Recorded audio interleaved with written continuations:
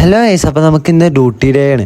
അപ്പോൾ നമുക്കിന്ന് ആഫ്റ്റർനൂണാണ് ഡ്യൂട്ടി. അപ്പോൾ ഞാൻ എണീച്ചപ്പോൾ തന്നെ ഒരു 11 മണിയായിട്ടുണ്ടാവും. 1 മണിക്കാണ് ഡ്യൂട്ടി. ഞാൻ എന്തിനാ ഇത്ര നേരത്തെ എണീച്ചാൽ ഒറ്റ ഒരുത്തൻ കാരണമാണ്. ഇവനാണ് അവൻ. ഇവ ഇരുന്ന് രാവിലെ തന്നെ പഠിക്കുന്ന കാരണം എനിക്ക് ഉറങ്ങാൻ പറ്റുന്നില്ല.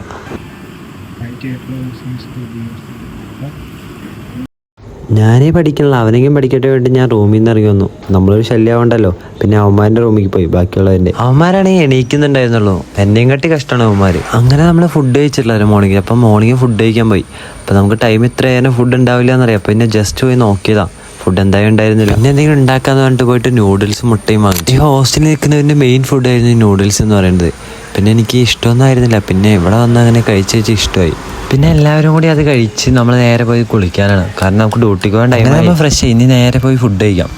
അങ്ങനെ നമ്മൾ ഫുഡും കഴിച്ച് നേരെ പോയത് നമ്മുടെ ഹോസ്പിറ്റലിലേക്കാണ്. ഡ്യൂട്ടിക്ക് ടൈമായി. നമുക്കിനി ഒരു 1:30 തൊട്ടിട്ട് 5:45 ഹോസ്പിറ്റലിലെത്തി. ഹോസ്പിറ്റലാണെങ്കിൽ നമുക്ക് ഫോണെല്ലാം ഇവിടെ അല്ല. അപ്പോൾ നമുക്ക് ഇനി ഒരു 5:45 വരാം. അങ്ങനെ നമ്മൾ ഡ്യൂട്ടിയിൽ നേരെ ഫുഡ് കഴിക്കാൻ വന്നു. അങ്ങനെ മന്തിയും കഴിച്ച് നമ്മൾ നേരെ പോയത് ഹോസ്റ്റലിലേക്കാണ്. പിന്നെ അങ്ങനെ രാത്രി ആകുമ്പോൾ ഒരു പഞ്ചഗുസ്തി ഉണ്ടാവും പിള്ളേരെല്ലാം കൂടി.